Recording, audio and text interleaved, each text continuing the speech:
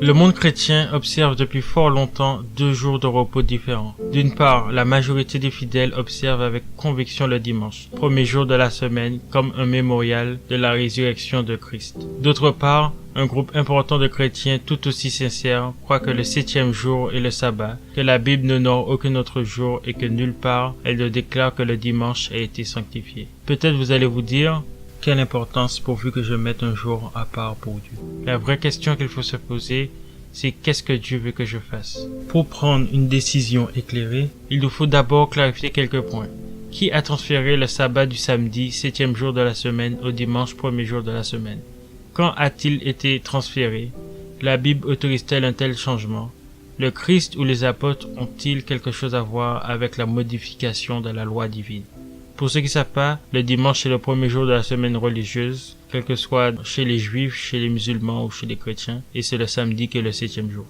Dieu est-il à l'origine du changement de jour? La plupart des chrétiens croient que les 10 commandements expriment la volonté morale et spirituelle de Dieu pour l'humanité, et donc qu'ils sont toujours valables pour nous aujourd'hui. Dieu a donné les 10 commandements sur le mont Sinaï, et tout le peuple d'Israël l'entendit. Puis le Seigneur écrivit les 10 commandements de sa propre main sur les tables de pierre et les confia à Moïse. Telles sont les paroles que prononça l'Éternel à haute voix sur la montagne, du milieu du feu, des nuées et de l'obscurité, et qu'il adressa à toute votre assemblée, sans rien ajouter. Il les écrivit sur 2 tables de pierre qu'il me donna. Les 10 commandements constituent le seul message que Dieu ait écrit personnellement pour la race humaine.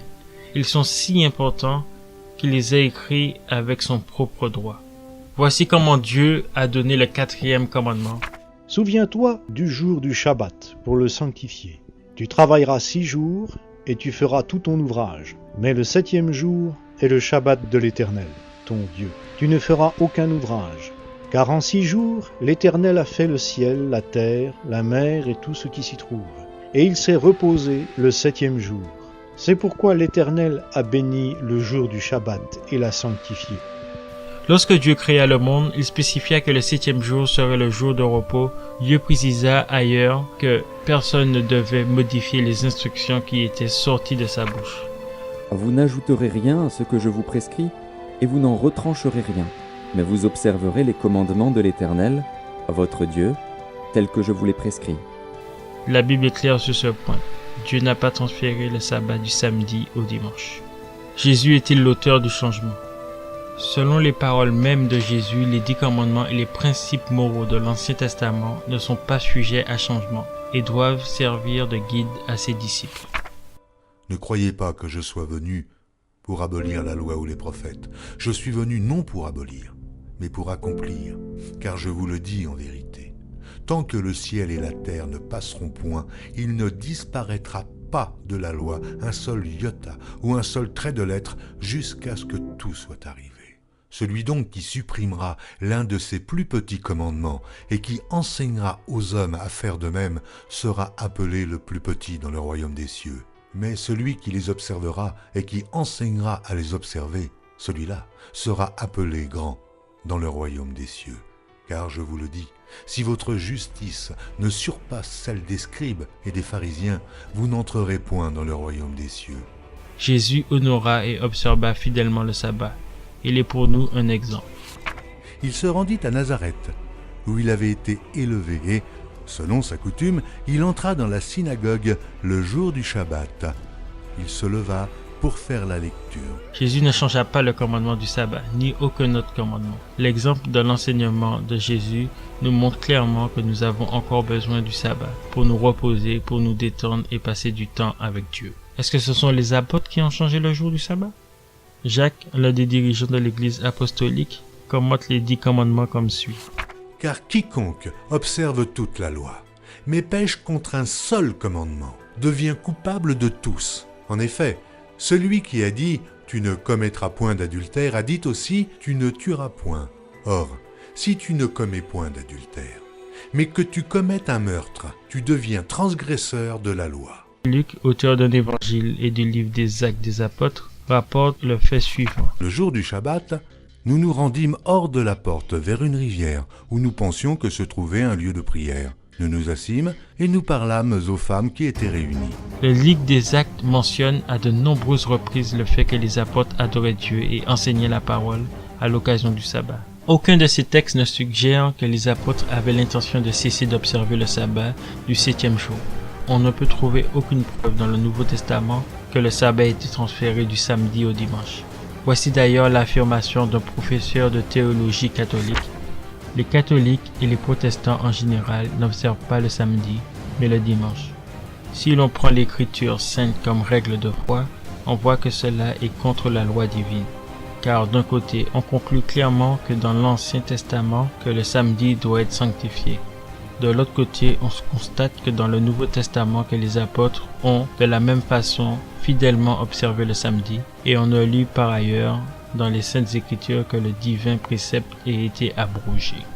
Ce changement ayant été opéré après l'époque de Jésus et des apôtres, nous devons donc regarder dans l'histoire du monde. Les apôtres mirent l'Église en garde contre certains chrétiens qui s'éloigneraient des doctrines du christianisme naissant. Paul déclara: Je sais qu'il s'introduira parmi vous après mon départ des loups cruels qui n'épargneront pas le troupeau, et qu'il s'élèvera du milieu de vous des hommes qui enseigneront des choses pernicieuses pour entraîner les disciples après eux. Veillez donc. Et c'est exactement ce qui s'est passé. Des traditions et des doctrines que Paul, Pierre et les autres fondateurs de l'Église chrétienne n'avaient jamais approuvées s'infiltrèrent graduellement dans l'Église. Après des commencements marqués par la simplicité, l'Église développa le système de la prêtrise et un service élaboré. C'est ainsi que le christianisme et le paganisme se rapprochèrent toujours plus, jusqu'à ce qu'ils se fondent l'un dans l'autre. Le passage de l'observation du sabbat à celui du dimanche se fit après la constitution du Nouveau Testament et à la mort des apôtres. C'est à partir du IIe siècle que l'on trouve les premiers témoignages de l'observation du dimanche.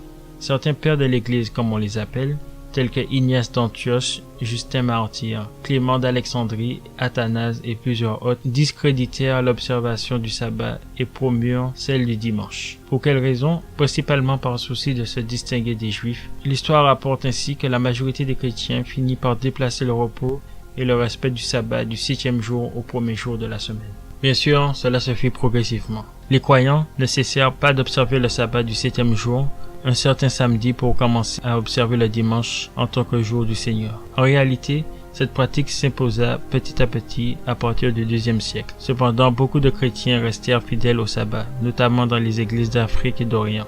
Le 7 mars 321, l'empereur Constantin le Grand émit la première loi civile imposant à tous les citoyens de l'Empire romain, à l'exception des fermiers, le repos du dimanche. Cette loi était dans le but de donner aux païens et aux chrétiens un même jour pour se reposer et pour adorer chacun leur Dieu. Au IVe siècle, le concile de Laodicée des catholiques interdit aux chrétiens de cesser de travailler le sabbat et leur ordonna expressément de tout mettre en œuvre pour honorer le dimanche et s'abstenir de travailler.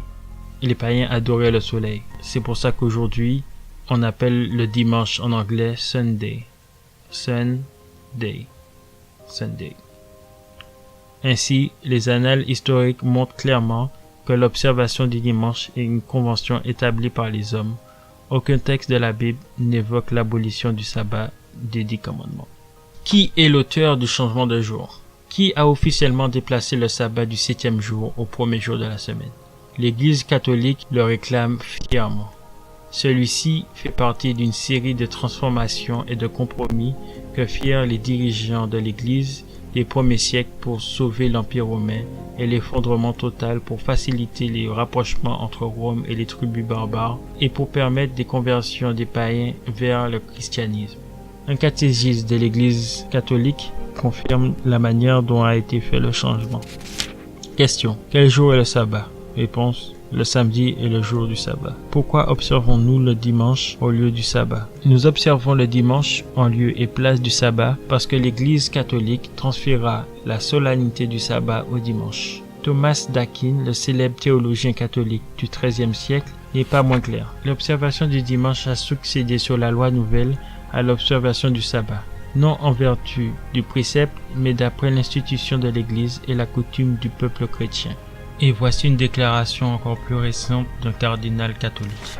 Le sabbat, ce saint jour, fut transféré du samedi au dimanche. non point parce que la Bible l'exigeait, mais parce que l'Église pensait en avoir le pouvoir.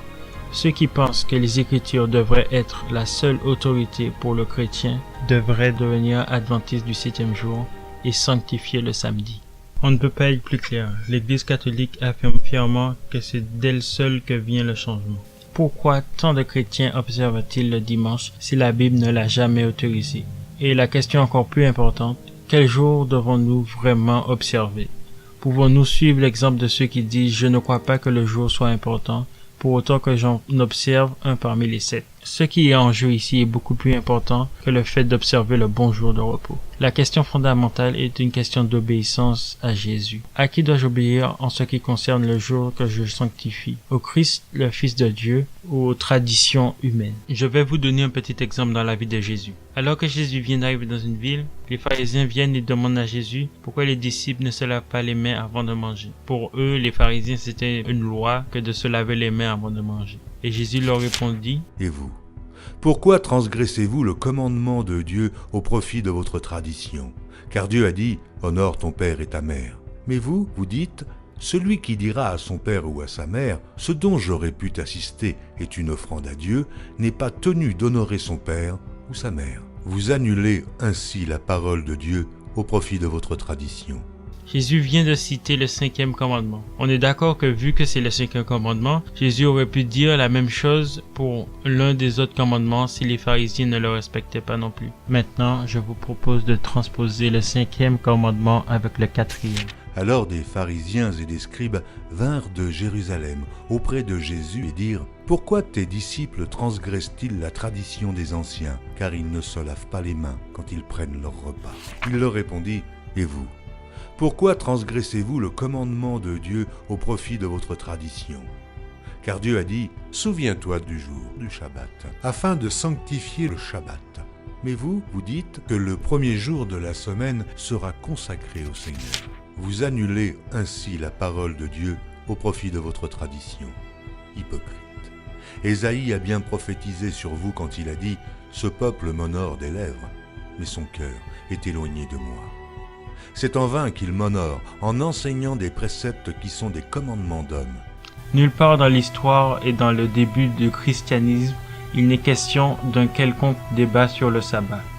Le débat ne fait son apparition que lors de la réforme protestante, où les réformateurs commencent à retrouver et à comprendre certaines vérités perdues dans les traditions de l'Église catholique. Nous pouvons être amenés à penser que le sabbat a été aboli à la croix. Mais Jésus s'attendait à ce que, après sa mort, que ses disciples et les chrétiens gardent le sabbat. Jésus dit, « Priez pour que votre fuite n'arrive pas en hiver, ni un jour de Shabbat. Car alors, la détresse sera si grande qu'il n'y en a point eu de pareil depuis le commencement du monde jusqu'à présent, et qu'il n'y en aura jamais. Et, si ces jours n'étaient abrégés, personne ne serait sauvé. Mais, à cause des élus, ces jours seront abrégés. » Ici, Jésus parle des temps de détresse que le monde connaîtra à la fin des temps, qui évidemment se passent après sa mort, et il dit « Priez pour que votre fuite n'arrive pas en hiver ni un jour de sabbat. » Il est clair que pour Jésus, que les hommes devaient garder le sabbat même après sa mort, et que donc les élus pour qui les jours de détresse seront abrégés gardent et sanctifient le sabbat. D'ailleurs, même après le second retour de Jésus, lorsque ceux qui auront fait sa volonté vivront avec lui sur la nouvelle terre, nous garderons aussi le sabbat. Comme les nouveaux cieux et la nouvelle terre que je vais créer subsisteront devant moi, dit l'Éternel, ainsi subsisteront votre postérité et votre nom. À chaque nouvelle lune et à chaque sabbat, toute chair viendra se prosterner devant moi, dit l'Éternel. Dès le début, après avoir créé la terre et les hommes, Dieu lui-même se reposa le 7e jour. Ainsi furent achevés les cieux et la terre et toute leur armée. Dieu acheva au 7e jour son œuvre qu'il avait faite, et il se reposa au 7e jour de toute son œuvre qu'il avait faite. Dieu bénit le 7e jour et il le sanctifia, parce qu'en ce jour, il se reposa de toute son œuvre qu'il avait créée en la faisant. Le sabbat est la première institution que Dieu a mis en place dans le jardin d'Éden pour l'humanité, et non pas seulement pour les Juifs, et cela avant même l'apparition du péché. Jésus lui-même le confirme en disant « Le Shabbat a été fait pour l'homme, et non l'homme pour le Shabbat. » Ensuite, Dieu rappela avec le 4e commandement de se souvenir de ses sabbats. Jésus garda les sabbats et s'attendait à ce que les hommes continuent à faire de même après sa mort. Et c'est ce que firent les apôtres et les premiers chrétiens. Et ainsi, c'est ce que les hommes des derniers temps feront aussi. Au final, nous continuerons à observer les sabbats de Dieu après le retour de Jésus, lors du renouvellement de la terre, dans l'Éden renouvelé. Ainsi, le sabbat a toujours été présent pour l'humanité dès le commencement jusqu'à l'éternité. C'est ici la persévérance des saints qui gardent les commandements de Dieu et la foi de Jésus. Je souhaite et j'espère que par la grâce de Dieu, que cette petite vidéo vous permettra de mieux comprendre et d'accepter le caractère divin et sacré du sabbat, qui a été institué par Dieu lui-même en tant que signe entre lui et ses créatures que nous sommes. Ne suivez pas les préceptes de vos pères, n'observez pas leurs coutumes, et ne vous souillez pas par leurs idoles. Je suis l'Éternel, votre Dieu. Suivez mes préceptes, observez mes ordonnances et mettez-les en pratique. Sanctifiez mes sabbats, et qu'ils soient entre moi et vous un signe auquel on connaisse que je suis l'Éternel, votre Dieu. J'espère donc que vous ferez le choix d'obéir à la parole de Dieu, qui est la vérité et qui nous conduit sur les pas de Jésus, qui nous dit dans Jean 14, verset 15, Si vous m'aimez, gardez mes commandements.